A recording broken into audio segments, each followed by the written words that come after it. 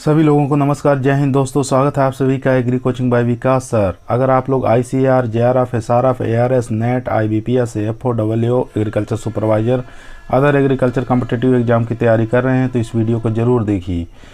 जो हमारी सीरीज चल रही है जनरल एग्रीकल्चर, ठीक है, इसके अंदर सभी प्रकार के क्वेश्चनों को हम लाते हैं। चलिए, हमारा पहला क्वेश्चन है कि भारत की औसतन वार्षिक वर्षा कितनी होती है। ठीक है, आपको बताना है कि भारत की औसतन वार्षिक वर्षा कितनी होती है। 575 mm, 1194 mm, 1000 mm, 57.5 mm। चारों में से बताइए कौन सा करेक्ट है। चलिए, इसका करेक्ट आंसर है यानी कि 1194 mm। ठीक है, क्या करेक्ट हो जाएगा? 1194। भारत में वार्षिक वर्षा कितनी होती है? 1194 mm वार्षिक वर्षा होती है। चलिए, बाकी बात कर लेते हैं। राजस्थान की अगर पूछेगा तो राजस्थान की कितनी वार्षिक वर्षा होती है?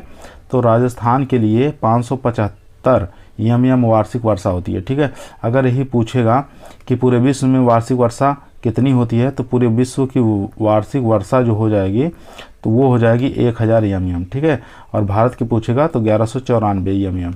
चलिए, हमारे क्वेश्चन नंबर 2 पर चलते हैं।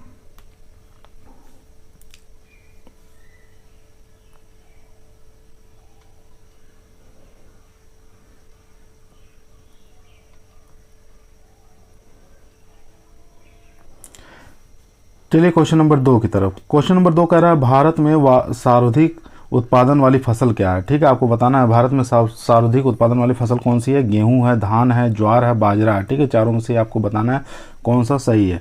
तो इसका करेक्ट आंसर हो जाएगा यानी कि धान। ठीक है, धान और चावल दोनों में अंतर होता है। धान जो होते हैं उसके ऊपर का जो छिलका हटा देते हैं तो वो चावल हो जाता है। पॉलिश यानी कि छिलका हटाने के बाद वो चावल बनता है। ठीक है, ये आपको याद होना चाहिए। उसके बाद करते हैं कि भारत में सर्वाधिक उत्पादन वाली फसल कौन सी हो गई? धान हो गई। और विश्व की बात करें तो विश्व में सबसे ज़्यादा सर्वाधिक उत्पादन वाली फसल कौन सी हो जाएगी? तो आपकी हो जाएगी गेहूं। ठीक है, अगर यही क्वेश्चन पूछता राजस्थान में सर्वाधिक उत्पादन वाली फसल कौन सी है तो हो जाएगी बाजरा। ठीक है, बाजरा कहाँ की है? तो बाजरा हो जाएगी राजस्थान के लिए। ठीक है, ये आप याद रखेंगे, बाजरा राजस्थान के लिए। पूरे विश्व में सर्वाधिक उत्पादन वाली फसल गेहूं हो जाएगी और भारत में सर्वाधिक उत्पादन वाली फसल धान हो जाएगी। ये आप याद रखेंगे। चलिए, क्वेश्चन नंबर 3 पर। क्वेश्चन नंबर 3 का रहा संतरा उत्पादन के लिए प्रचलित है। ठीक है, आपको बताना है कौन सा जो है राज्य संतरा उत्पादन के लिए प्रचलित राज्य है। ठीक है, सोलन यानी कि हिमाचल प्रदेश, सहारनपुर उत्तर प्रदेश, नासिक मध्य प्रदेश और नागपुर महाराष्ट्र। ठीक है, ये आपको बताना है कौन सा राज्य संतरा उत्पादन के लिए फेमस है। जैसा कि बता दें, आप लोग अगर हमारे चैनल पर नए हैं तो हमारे चैनल को लाइक शेयर सब्सक्राइब करिए। हमारे चैनल का नाम है एग्री कोचिंग बाय विकास है। ठीक है, तो इसका करेक्ट हो जाएगा आंसर यानी कि नागपुर महाराष्ट्र। ठीक है, नागपुर महाराष्ट्र जो है संतरा उत्पादन के लिए सबसे प्रचलित है। बात करें सोलन हिमाचल प्रदेश। सोलन हिमाचल प्रदेश जो है उद्यान यूनिवर्सिटी, ठीक है, हॉर्टिकल्चर यूनिवर्सिटी यानी कि विश्वविद्यालय, फर्स्ट जो उद्यान यानी कि हॉर्टिकल्चर विश्वविद्यालय यूनिवर्सिटी था वो सोलन हिमाचल प्रदेश में था। ठीक है, और सहारनपुर के बारे में जानते हैं। सहारनपुर किसके लिए फेमस है? अमरूद के लिए फेमस है। ठीक है, सहारनपुर किसके लिए फेमस है? अमरूद के लिए। और नासिक भी जानते हैं, नासिक किसके लिए? प्याज के लिए फेमस है। ठीक है, ये भी आपको याद होना चाहिए, नासिक किसके लिए फेमस है? प्याज के लिए। और नागपुर करेक्ट आंसर हो जाएगा, संतरा उत्पादन के लिए सबसे प्रचलित है यानी कि महाराष्ट्र में। नासिक भी महाराष्ट्र में है। चलिए, क्वेश्चन नंबर 4 की तरफ चलते हैं। चलिए, क्वेश्चन नंबर 4 की तरफ। क्वेश्चन नंबर 4 का है राष्ट्रीय बीज निगम कब स्थापित किया गया? ठीक है, यहाँ देख सकते हैं राष्ट्रीय बीज निगम सेंटर है। ठीक है, अब ये 1969 में, 1966 में, 1963 में, 1970 में। ठीक है, आपको बताना है कौन सा आंसर करेक्ट है। तो इसका करेक्ट आंसर हो जाएगा 1963 में। ठीक है, 1963 में क्या हुआ था? राष्ट्रीय बीज निगम की स्थापना हुई थी। अब बात करें 1966 में क्या हुआ था? 1966 में राष्ट्रीय बीज अधिनियम लागू हुआ था। ठीक है, राष्ट्रीय बीज अधिनियम कब लागू हुआ था? 1966 में। बात करें 1969 में क्या हुआ था? बीज निगम बना था। ठीक है, सिर्फ बीज निगम कब बना था? ये बना था 1969 में। ठीक है, ये आप याद रखेंगे।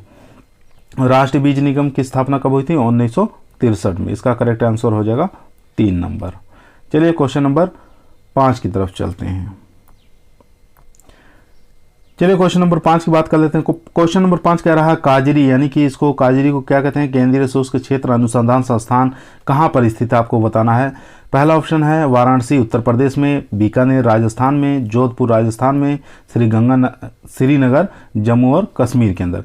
चारों में से आपको बताना है कौन सा करेक्ट आंसर हो जाएगा। ठीक है, इसका करेक्ट आंसर हो जाएगा क्वेश्चन नंबर ये 3, यानी कि जोधपुर राजस्थान के अंदर क्या स्थित है, काजरी, जिसको क्या कहते हैं केंद्रीय शुष्क क्षेत्र अनुसंधान संस्थान। ये देख सकते हैं यहाँ पे लिखा हो केंद्रीय शुष्क क्षेत्र अनुसंधान संस्थान, ये काजरी यानी कि जोधपुर जिला राजस्थान के अंदर स्थित है।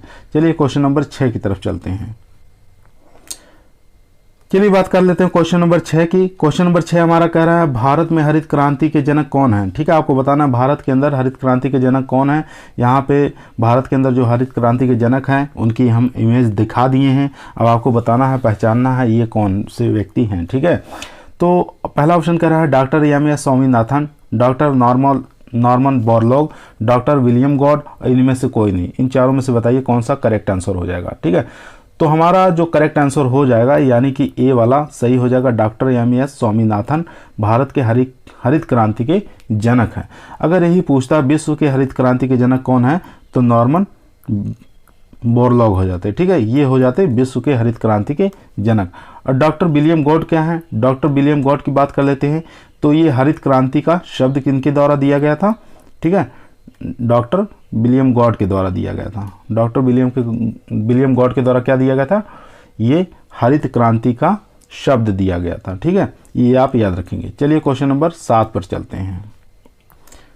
चलिए क्वेश्चन नंबर 7 हमारा क्या कह रहा है। क्वेश्चन नंबर 7 कह रहा है भारत में सिंचाई का प्रमुख साधन क्या है। ठीक है, आपको बताना है भारत के अंदर सिंचाई का प्रमुख साधन कौन सा है। ठीक है, यहाँ देख सकते हैं खेत है, ये खेत है, खेत के किनारे पर ये पानी जा रहा है। तो आपको बताना कौन सा साधन सबसे अच्छा माना जाता है, यानी कि भारत के अंदर सबसे ज़्यादा सिंचाई किसके माध्यम से की जाती है। ठीक है, कुएँ और नलकूप द्वारा, नहरें द्वारा, केवल नलकूप द्वारा, यानी कि सभी द्वारा।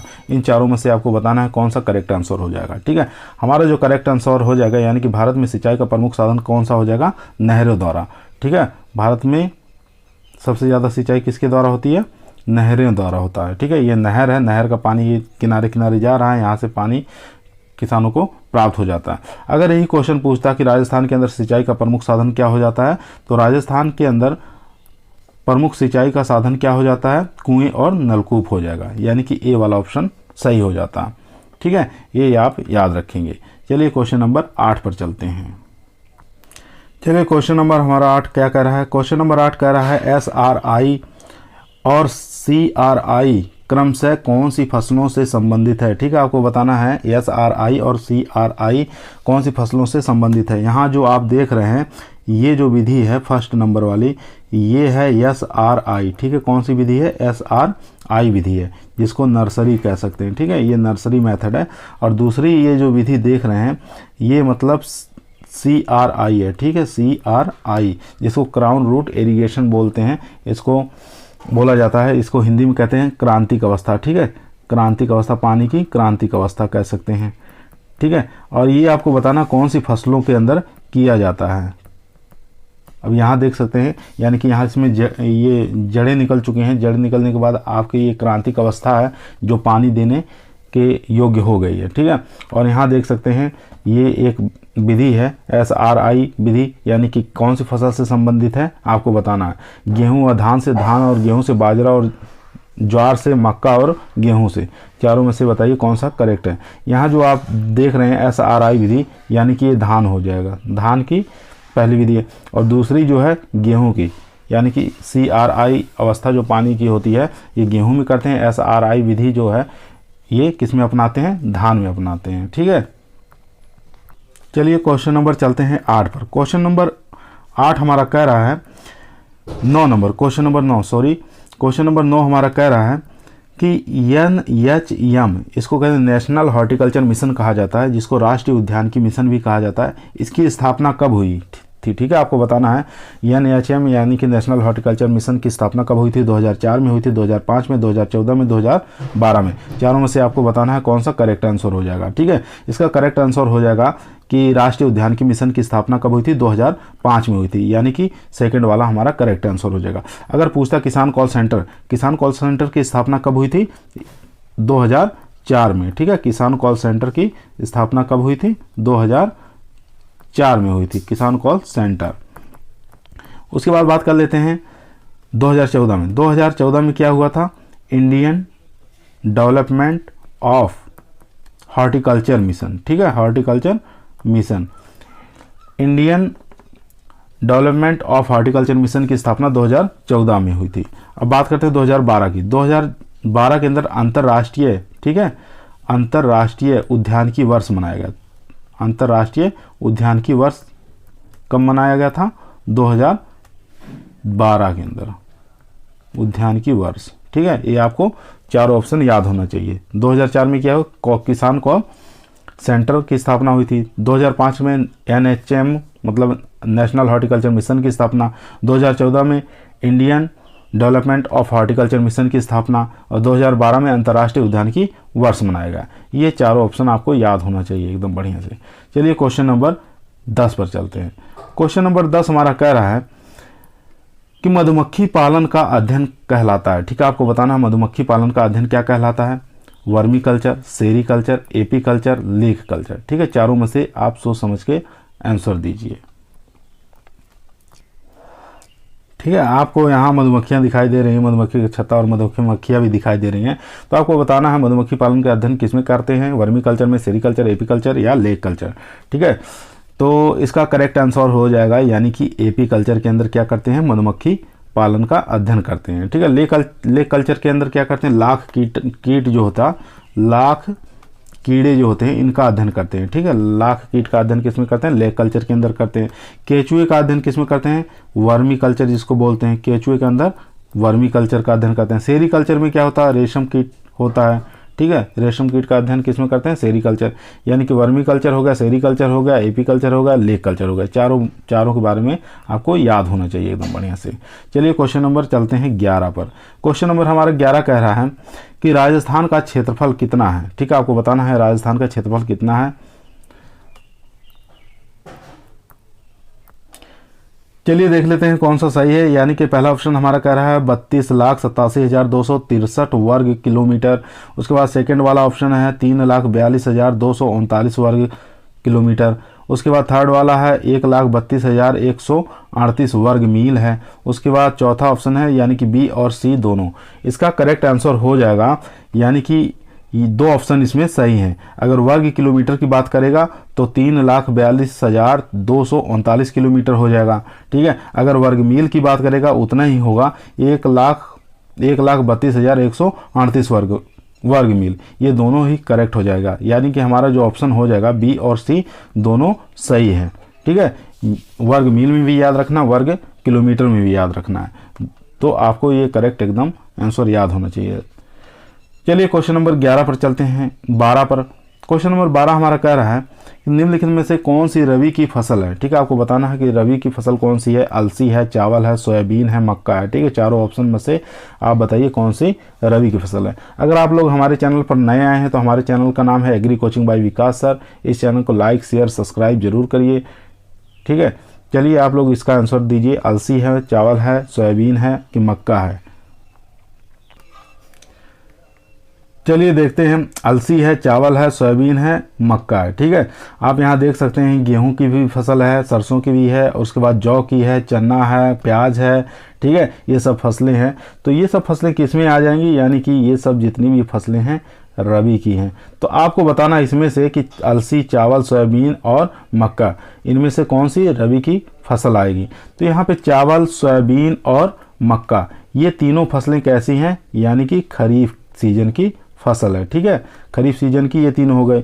तो हमारा जो करेक्ट आंसर हो जाएगा यानी कि रबी की सीजन की क्रॉप कौन सी हो जाएगी? अलसी हो जाएगी, यानी कि ए वाला आंसर एकदम करेक्ट हो जाएगा। चलिए क्वेश्चन नंबर चलते हैं 13 पर।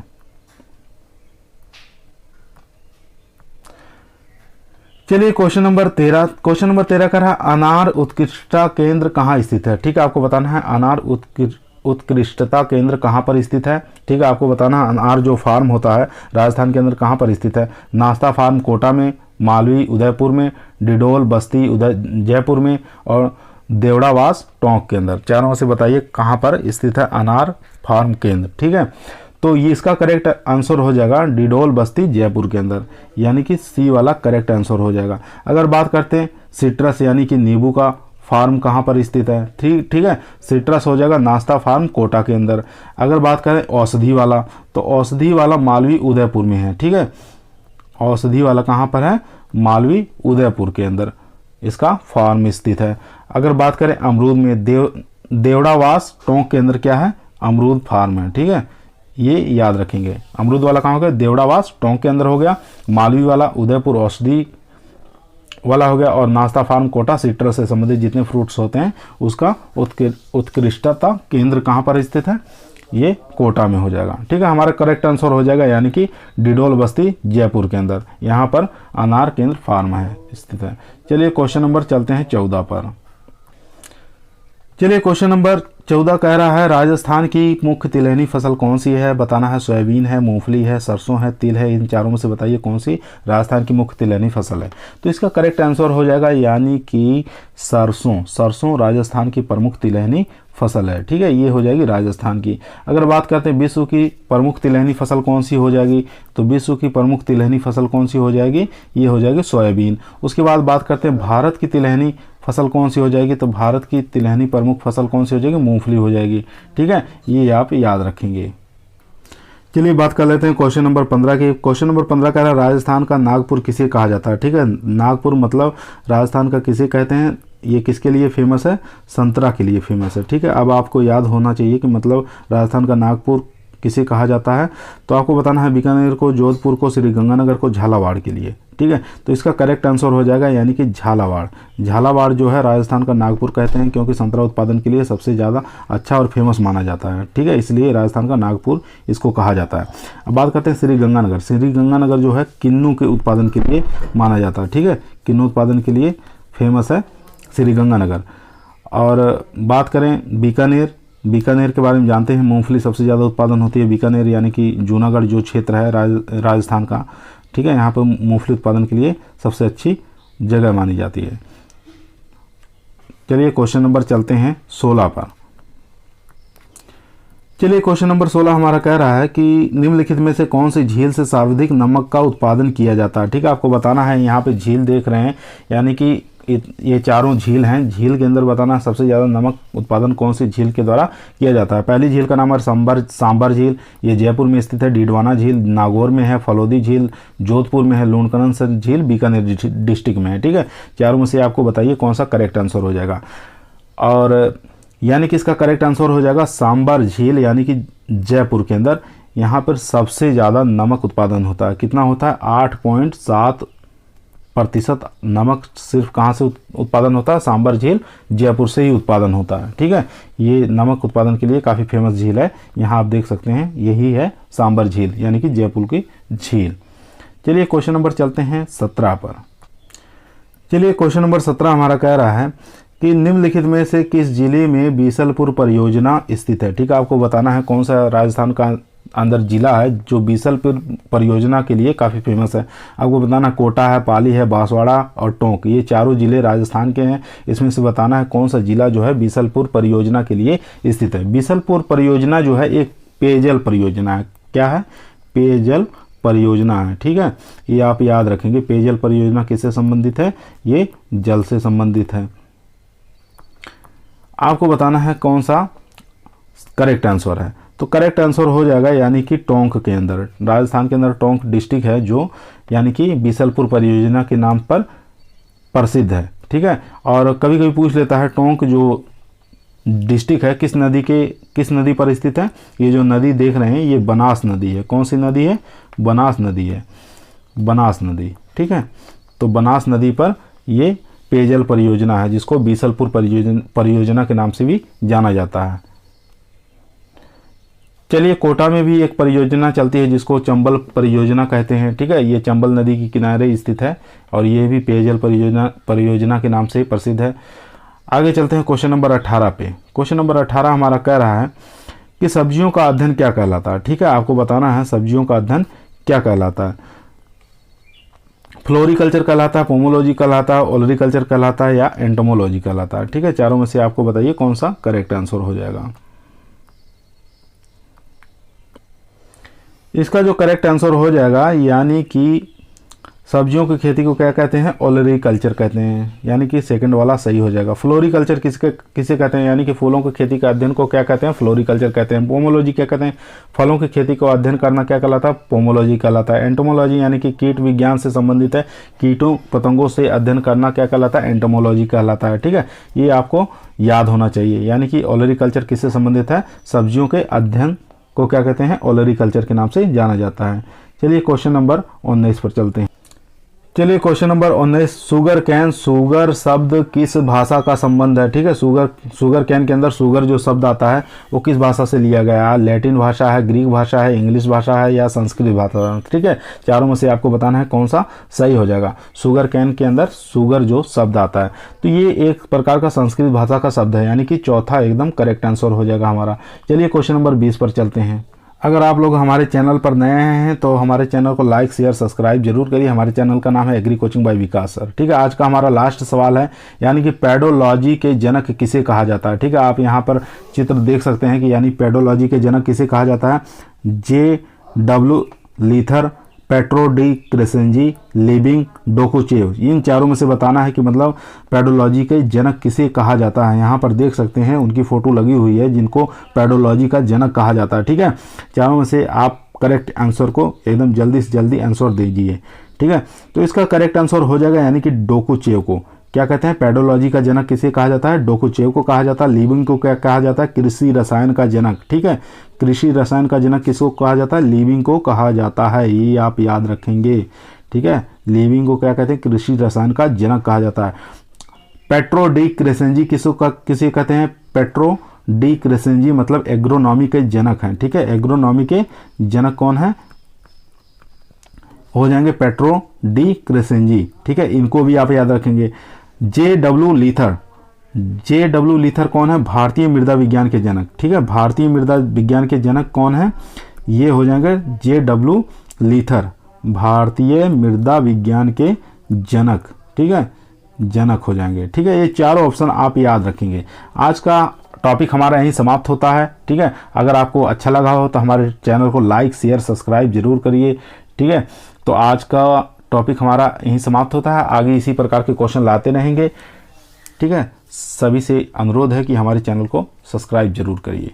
सभी लोगों को धन्यवाद।